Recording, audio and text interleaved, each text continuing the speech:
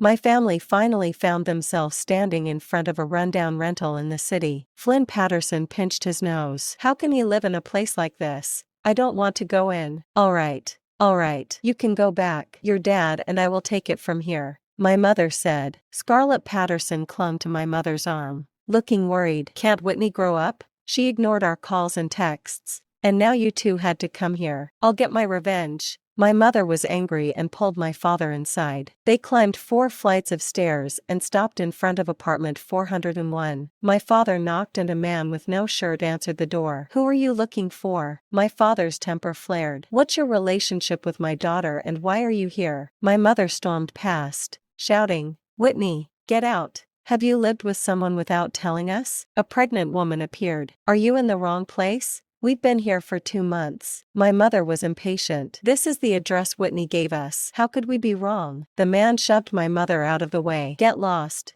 You don't even know where your daughter lives. And you call yourselves parents? The pregnant woman asked. Is Whitney the previous tenant? The landlord said she owed rent and couldn't be reached, so we took the place. Hearing this, my mother was angry. She moved out without saying anything? This trip was pointless. What an ungrateful daughter. Just as they were leaving, the landlord returned. He demanded rent when he found out they were my parents. You need to pay her back rent. Get her stuff out of here. My parents followed the landlord to the storage room where my things were kept. Everything was covered in dust. My dad recognized some of my favorite clothes. Those are hers. My mother frowned and asked, Is Whitney doing this on purpose? Is she leaving this junk for us to clean up? The landlord said, It's not junk. These are her things. There are albums and documents in there. She's a nice girl. I kept everything for her. My mother dismissed him. The storage room smelled of mildew. She called my phone, holding her nose. After several calls, she left a message. Whitney, stop this nonsense. Dad and I are at your rental. Come back. She was disdainful and disgusted. I didn't reply to Flynn's messages. My brother and I had become enemies thanks to Scarlett,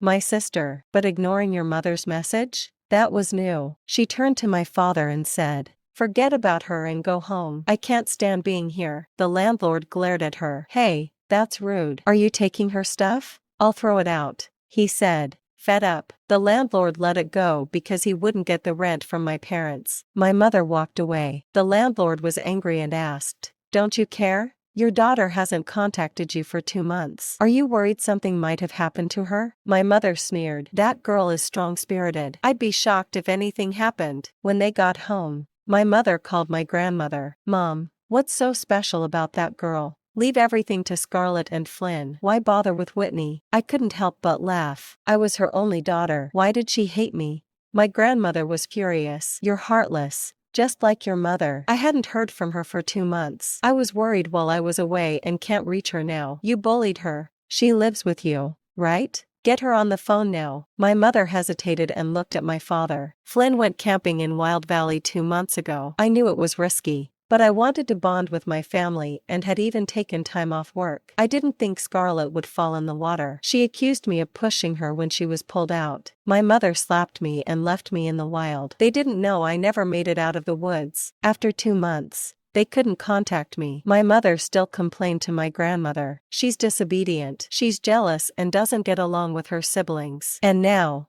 who knows where she's gone? When did my mother go from being indifferent to treating me badly? When I lived with my grandmother, she would always visit before my parents, but without Scarlett and Flynn, they would focus on me. I loved those moments. Later, they took me away from my grandmother to live with them. I was hopeful that they were finally giving me a loving home, but I realized I was just an orphan. My parents' home wasn't as grand as my grandmother's villa, but Scarlett had lots of Barbie dolls and beautiful princess dresses. My parents put my grandmother's designer clothes in a box because Scarlett didn't like them. I had to wear the clothes Scarlett didn't want. Flynn had the best soccer gear and gadgets, while I just wanted a computer. My parents promised to get me one, but they never did. I tried to please them and wanted their attention. I didn't have to look for that warmth anymore. My grandmother said she'd give her money to charity if she didn't see me. My mother's expression darkened. My father flicked the ash from his cigarette and said, She just throws tantrums. We shouldn't have brought her to live with us. My mother sat down on the couch, looking angry. We need to watch her more. If we let her get away with it,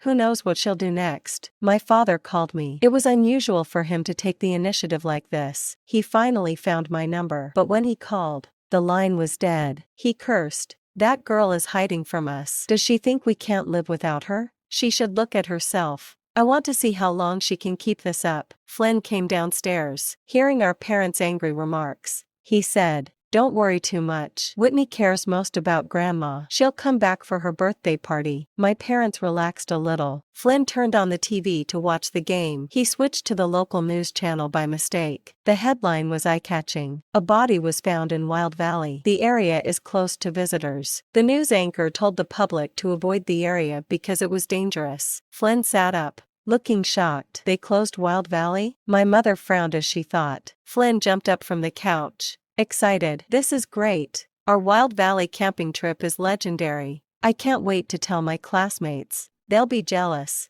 especially since they never got to go." My mother's face relaxed. "All right, enough excitement. Have you picked a gift for your grandmother's party?" My father, who had been angry, finally seemed to calm down. "You kids had better come up with some nice things to say to her." Flynn rolled his eyes. "Whitney helps me pick the best gifts for Grandma. Grandma will love it. Don't worry." He turned back to the TV. When my name was mentioned, my mother turned away and went into her room. She sat on the bed for a moment, picked up her phone and opened our chat history. No new texts. Our last conversation felt like a distant memory. And those few brief exchanges seemed strange. She felt an unnameable emotion and pressed the voice message button. Her voice was laced with frustration. "Come home by tomorrow. I'll get you back in with us. If you keep hiding, I'll cut you out." She put her phone down and went to sleep. I wanted to cry but couldn't. 6 months ago, I graduated, but my parents missed it because Scarlett had scraped her knee. Afterward,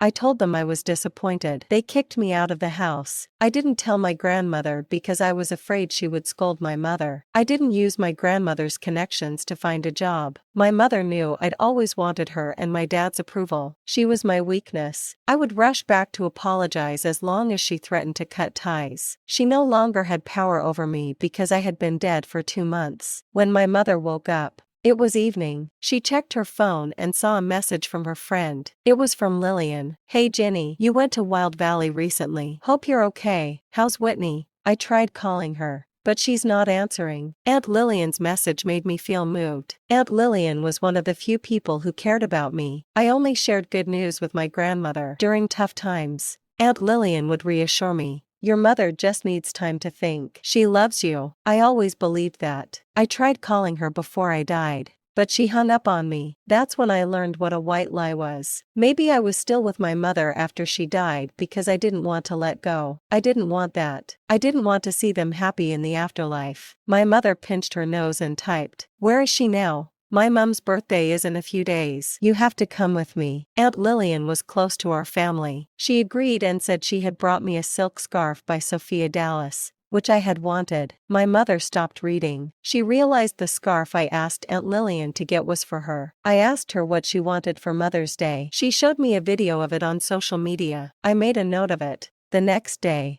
I still hadn't heard from the family. My grandmother came to the door early. "Grandma." I was delighted and floated over. Since I died, I wanted to see her again, but my mother was there, so I couldn't leave. Thankfully, my grandmother came to me. Seeing her made my departure less sad. Flynn ran over and called out, "Grandma." Flynn had charmed my grandmother by using our relationship. She had long accepted him as her grandson, even without any blood ties. She wasn't going to act aloof with him either. She pulled Flynn down beside her and said, "You're all grown up. And still so loud. Where's your sister?" "Scarlett," Flynn shouted. Scarlett ran out. "Grandma, you're here." My grandmother's expression changed. She said nothing, sounding bored. My mother frowned and said, "Mom, Scarlett is greeting you. Why are you so cold?" My grandmother replied, "How I treat her is my business. Look at her. There's nothing likable about her." My mother was hurt by Scarlett. "Mom, Scarlett is a good kid. Be more understanding." My grandmother got angry and pointed at my mother. "You always protect her. You don't see how she bullies others. I don't like her. What's wrong with that?" My mother stood up to my grandmother. "Scarlett hasn't bullied anyone.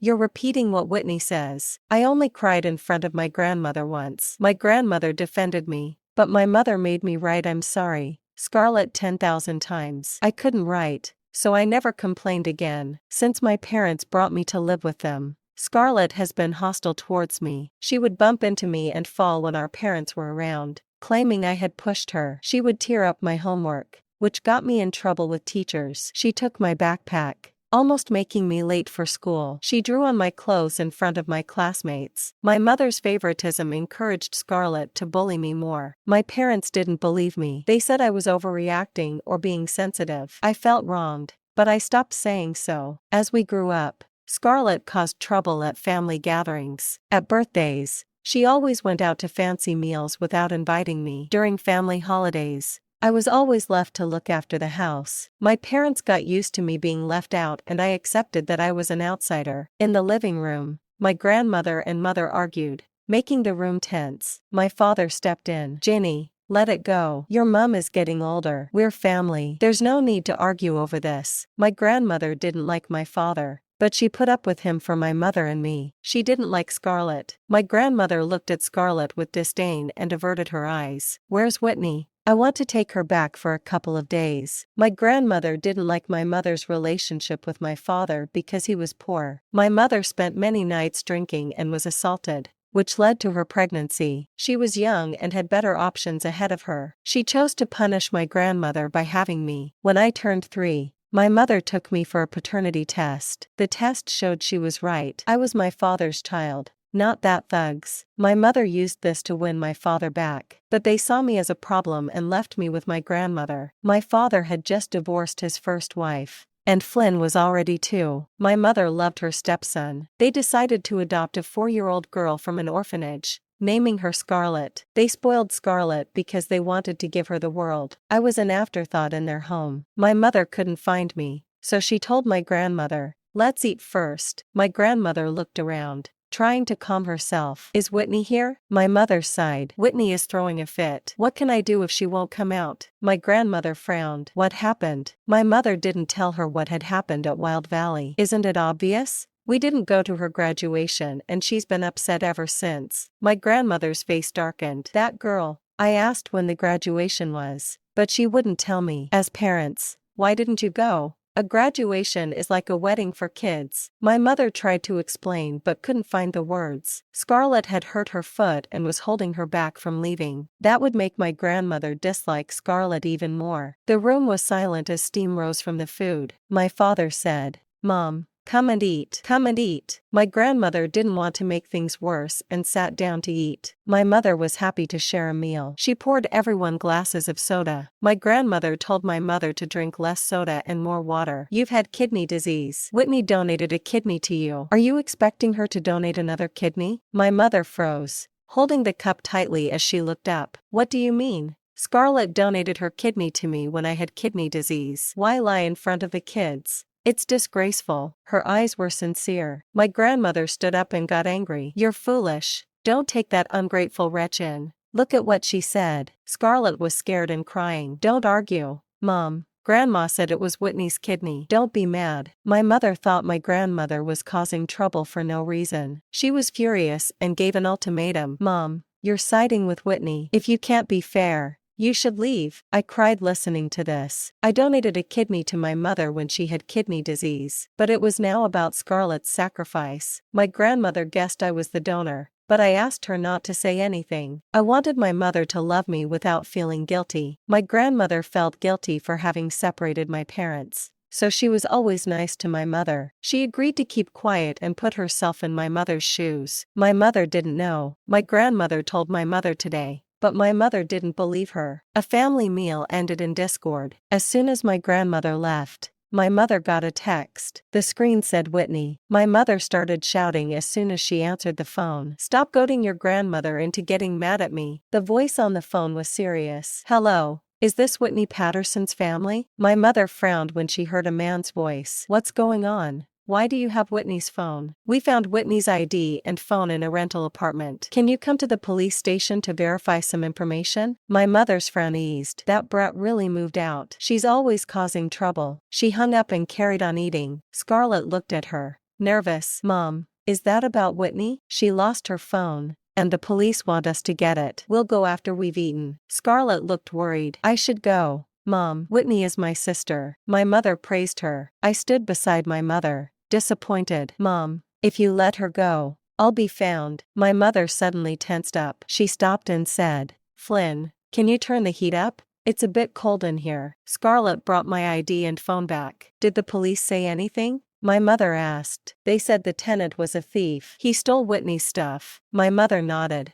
looking distant. Scarlett tried to reassure her. Mom, if Whitney wants to come back, she will. She's an adult. Don't worry. My mother's gaze became cold. That brat loses her phone and doesn't think to borrow someone's to let us know? She has a job, right? Can't she afford a new phone? She turned to Flynn, her tone gentler. Flynn, tell your grandma so she doesn't worry. My mother forgot I wasn't Scarlett, who was still living at home. I had only just started working and my paycheck barely covered the scarf I got for her. Scarlett noticed my mother was cold towards me. She hugged my mother's arm and went upstairs. The next day, Aunt Lillian brought the scarf. It had beautiful flowers and lace on the edges. My mother's eyes lit up. I had to get in touch with the embroidery artist. Whitney wanted the moonflower stitched on too. I knew it was for you, Aunt Lillian said sadly. Oh no, I ruined her surprise. Call her out so I can apologize. Flynn took the scarf. This is beautiful. I'll give it to Grandma. Aunt Lillian was annoyed. Flynn, that's Whitney's. Give it back. Flynn became defiant when my mother stayed silent. That troublemaker didn't get me a gift. I didn't know what to give Grandma.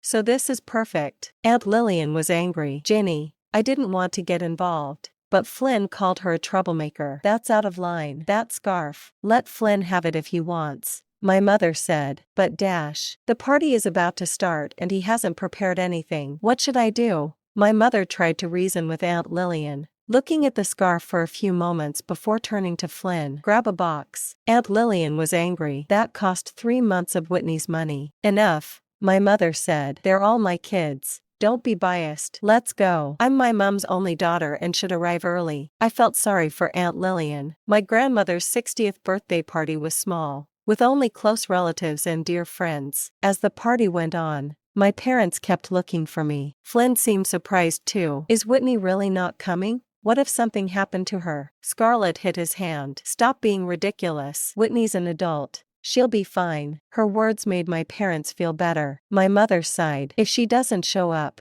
they'll blame us. I smiled. That was what they were worried about. I thought they were waiting for me because they were worried. My mother told Scarlett to give my grandmother a big gift. She knew Scarlett wouldn't act out in front of the guests. Scarlett was excited. My grandmother was a rich entrepreneur. When my parents left me, she was furious. She didn't help them when they struggled. She only sent money to my mother recently, after they took me in and raised me. Most of the money was spent on Scarlett and Flynn. My mother said my grandmother loved me and would send me money. My grandmother thought I was still too young and assumed my mother wouldn't be stingy with me. Plus, I never complained, so she never sent me anything. Scarlett knew my grandmother wouldn't neglect to leave a will. She wanted to please my grandmother and live like a rich girl. She saw me as a problem. My grandmother would never favor her as long as I was around. To Scarlett, I was a thorn in her side. With a sweet smile, Scarlett made her way through the crowd toward my grandmother. People around us smiled and said my mother had raised a thoughtful and well-mannered daughter. As Scarlett reached my grandmother, a voice rang out from the crowd. The police are here. The party was stopped. My grandmother's face changed. Just as she was about to speak,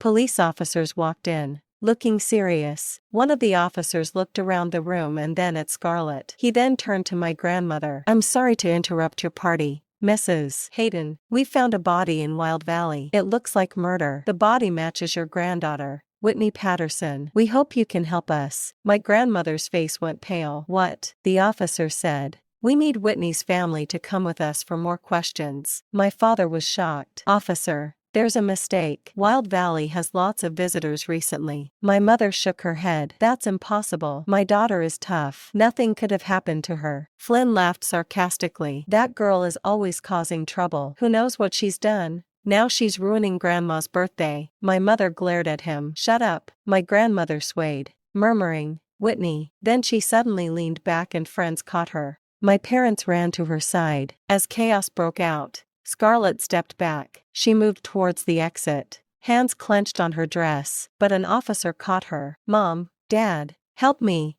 she shouted. My mother was panicked. That body in Wild Valley can't be Whitney. We'll go with you to make a statement. She's just a child. You're scaring her. I'll complain to the police. Even now, my mother was in denial. In the interrogation room, my mother held Scarlett close, her voice firm. I'm the child's guardian. Ask me your questions. Scarlett is young and can't handle being scared. Scarlett was nestled against my mother, trembling and looking helpless. The officers looked at each other, one of them smirking. She's 26. She's not that young. My mother patted Scarlett's back to calm her. She looked at the officers. I know you're just doing your job, but Scarlett doesn't know anything. They live their own lives, even though they're sisters. We got a report that someone was caught gambling yesterday. Acturia officers found Whitney's things in that apartment. Was it Scarlett who got them? My mother paused, thinking. Yes, I gave her phone and ID. I thought the person was a thief. Did Scarlett tell you the person was a thief? Scarlett was quick to react, her voice shaky. Officer,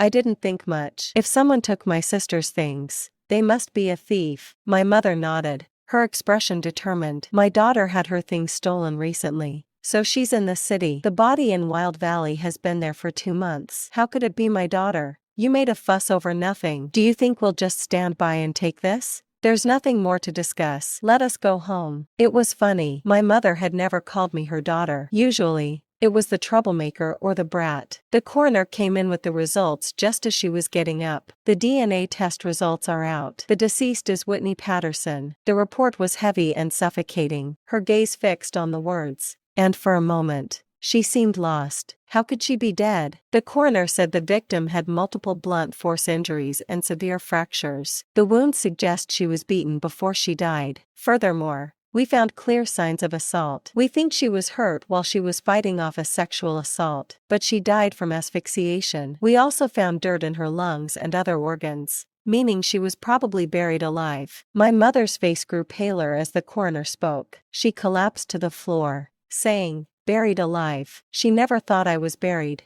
not hidden away. Why didn't she want to give me the silk scarf? She never had a chance. She tried to say more, but her throat tightened. Ms. Hayden, don't cry. Didn't she check Whitney's phone? My mother blinked. I didn't. I figured it was her privacy, so I just. The police officers shook their heads, taking my phone from their files. Scarlett deleted some info, but we got it back. My mother looked at Scarlett in disbelief. Why did you look at Whitney's phone? Scarlett bit her lip and stayed silent. The officer spoke for her. She insulted Whitney in most of the messages. She deleted those so you wouldn't see them. But that's not the main point. Scarlett's hands were clenched, and she was panicking. The police kept going. We found deleted messages on her phone. The coroner said Whitney died after being buried alive. Those calls were her cries for help. You didn't answer. My mother's face went pale. How is that possible? I was waiting for her to call and apologize, but she never did. She quickly got her phone and looked at the calls, but there was nothing there. My mother's phone was in Scarlett's hands. She sat there still, as if she'd been sucked out. Scarlett tried to explain. I was just upset with her. She pushed me, so I didn't let my mom answer. I never wanted her to get hurt. My grandmother set up a foundation in my name after I died. She gave all her assets to it, leaving nothing for my family. Flynn was furious. Grandma donated everything. What can I do? I'm her grandson. He shouted at my mother. My mother was sad and upset by Flynn's outburst. She said, your grandma had her reasons. Flynn was angry because he felt abandoned by my mother. He wanted to live off my grandmother's money. He didn't care about college. He was living off the money my grandmother gave me, hanging out with friends who were just as aimless. He was used to a life of luxury and couldn't cope when the money stopped coming. He wanted my father to give him $100,000 a month like before, but my father couldn't afford it. My grandmother had supported my father's business ventures, but they all failed. My grandmother was even less inclined to help him after I died. A $100,000 monthly allowance was a fantasy. My father was heartbroken and argued with my mother over it. My mother saw that even so-called undying love could not last. My father valued blood ties above all. Meanwhile, she had pushed away the child she was related to. In the name of love, Flynn couldn't take my mother's indifference anymore. To get her attention, he stopped going to school. He spent his days drinking and causing chaos. Sometimes he'd come home late, yelling at my mother, "It's your fault. If you'd said something nice to Grandma, we wouldn't have lost everything. Look at me. I'm all out. Are you happy now? My mother was sometimes numb, and sometimes in tears. Flynn became a gambler. He gambled away the last of the family's money, hoping to win back his lavish lifestyle, but lost it all. When my mother told him to stop, he pushed her down and said, "Stay out of my business. This family has no hope." My mother stared at her son, remembering when she loved him, but not her real daughter. Flynn found Sophia Dallas's silk scarf and sold it to make money. He sold the scarf for $200. My mother was furious. She shouted, "That was Whitney's gift to me. How could you sell it?" In a moment of rage, she pushed him down the stairs, killing him.